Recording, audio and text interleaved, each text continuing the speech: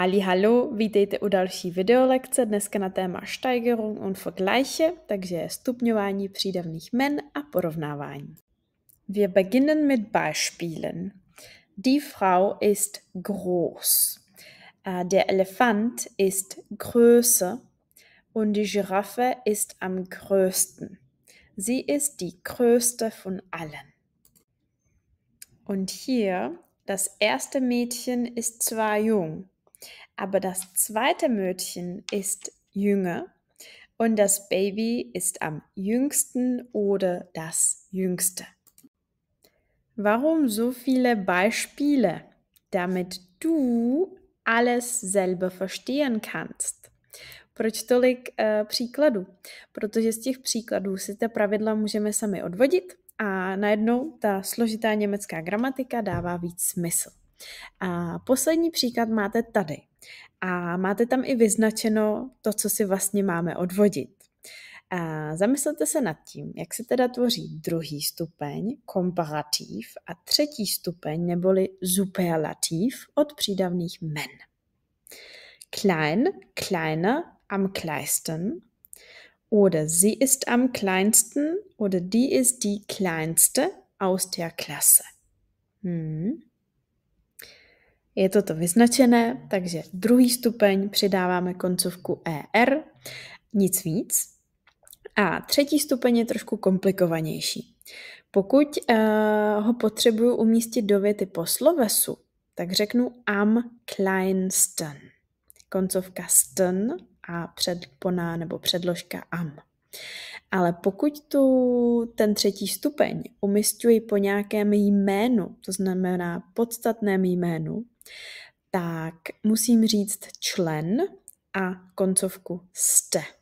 Sie ist die kleinste, zum Beispiel aus der Klasse. Ja. Pokud to na vás bylo moc informací, klidně si tuhle část pusťte ještě jednou. Důležité je, že odlišuji, jestli ten třetí stupeň stojí za slovesem, pak říkám tu formu am kleinsten, anebo pokud stojí za podstatným jménem a v tom případě dávám člen toho podstatného jména, der, die, das a koncovku ste. OK? Hier mal noch zusammengefasst. Tady ještě jednou shrnuté to, na co jsme tedy přišli. První stupeň, to je ten základní, říká se mu pozitiv. Já osobně si vůbec nemyslím, že je důležité tyhle věci znát, tyhle gramatické popisy, názvy. Ale pokud se učíte s nějakým tradičnějším učitelem, lektorem, anebo pokud jste třeba samouci a hledáte si nějaká cvičení, tak je dobrý to vědět, znát to, abyste byli schopní se vlastně v těch všech materiálech, co jsou dostupné, zorientovat. Druhý stupeň je komparativ, ER, a třetí stupeň tam teda rozlišuji, jestli je to po podstatném jméni, pak dávám člen a ste, anebo jestli je to po slovesu a pak dávám am, sten. OK?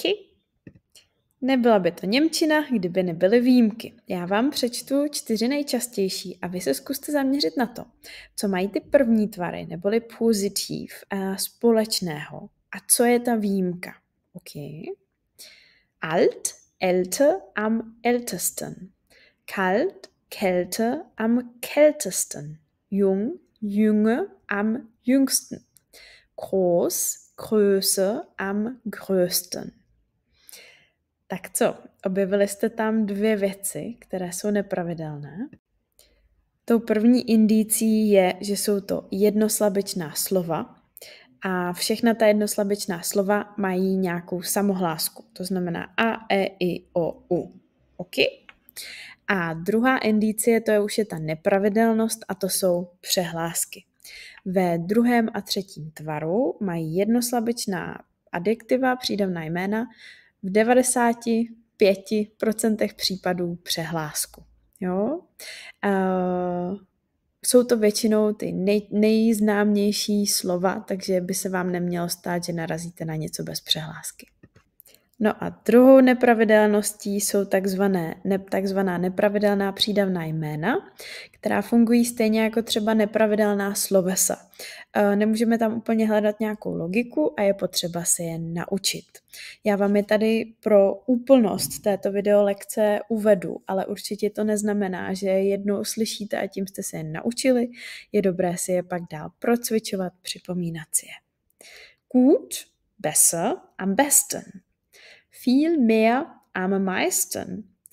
Gern, lieber, am liebsten. Hoch, höher, am höchsten. Und teuer, teure, am teuersten. U toho posledního se zastavíme. Teuer znamená drahý. Možná tam tu nepravidelnost na první pohled nevidíte, ale je to erko uprostřed.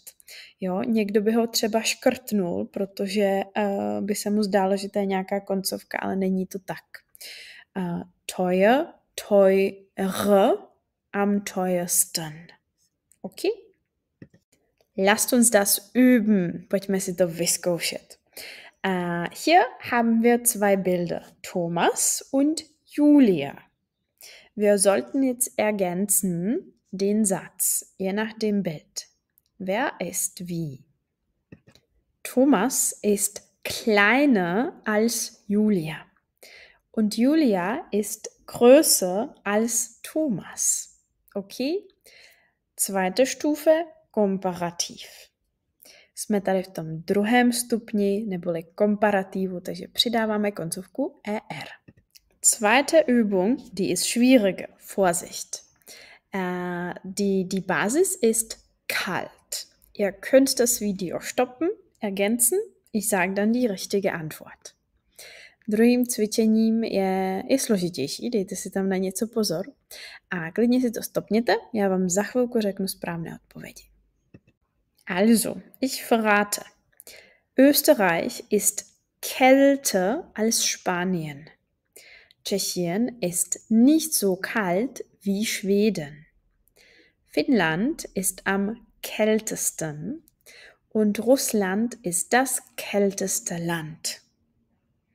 Tady jsou všechny formy, co vás můžou potkat a je to ta velká nepravidelnost, protože kalt je jednoslabičné, má samohlásku uprostřed, takže dostává ve druhém a třetím stupni přehlásku. OK?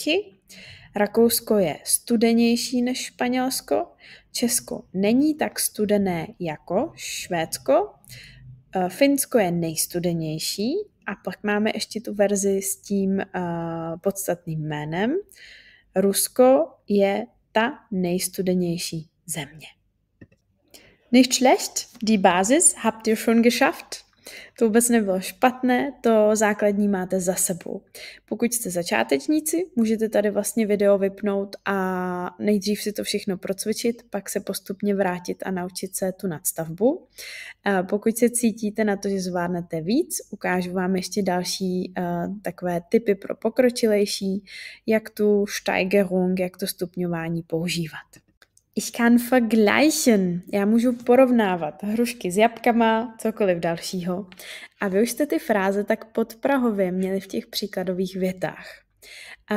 Já doporučuji se je naučit prostě jako nějaký překlad, který mám v hlavě a podle toho je používám. Je na to spoustu různých pouček. Já jsem to ve své učící historii taky podávala studentům různě, ale opravdu nakonec se mi nejvíc osvědčilo se je prostě naučit s překladem jako ustálenou frázi a víc to neřešit. So gut wie, nebo obecně so wie je tak jako. Besser als je lepší než, takže als bude než. A der beste von allen bude nejlepší ze všech. Můžu samozřejmě říct taky so alt wie, schöner als, der teuerste von allen und so weiter. Můžu si tam dosadit jakékoliv podstatné jméno, ale náš mozek má rád příklady. Takže, aby se vám to dobře učilo, naučte se tyto fráze a uvidíte, že je brzo začnete úplně spontánně nahrazovat jinými přídavnými jmény a zapamatujete si je takhle líp. Und jetzt noch eine Übung. Ich habe ein paar Beispielsätze für euch, ihr solltet die ergänzen. Ještě jedno cvičení. Mám pro vás pár příkladových vět právě s tím porovnáváním a zkuste si je doplnit. Já vám teď řeknu svoje verze, ok? Bier ist für mich so gut wie Cider, zum Beispiel. Aber nicht so gut wie Wein. Ich mag Wein besser. Schokolade ist besser als Chips für mich, auf jeden Fall. Und Freitag ist der beste Tag von der Woche. Montag ist der schlimmste Tag von der Woche. Oder Freitag ist am besten. A pokud stále nemáte dost, anebo už jste pokročilí a je to pro vás dneska opakování, tak ještě 2 fráze, které nám můžou krásně rozšířit slovní zásobu a vlastně není tak těžké se je naučit. První z nich je desto, anebo synonymum je umso. Znamená to čím, tím. Čím víc se učím, tím víc toho umím. Čím víc piju, tím víc přibírám. Jako například, je mehr Bier ich trinke, desto oder umso dicker bin ich. Čím víc piju piva, tím jsem tlustější. A tady se to zdá jako velmi jednoduchá věc, ale dejte si pozor na pořádek slov, na Wortstellung. V té první větě bude sloveso na konci, a v té druhé větě po desto nebo umso bude sloveso hned za tou spojkou. Desto umso. Okay? Řeknu vám ještě pár příkladů. Třeba je mehr Deutsch ich lerne, desto besser verstehe ich meine Kollegen. Je mehr Sport ich mache, umso fitter fühle ich mich.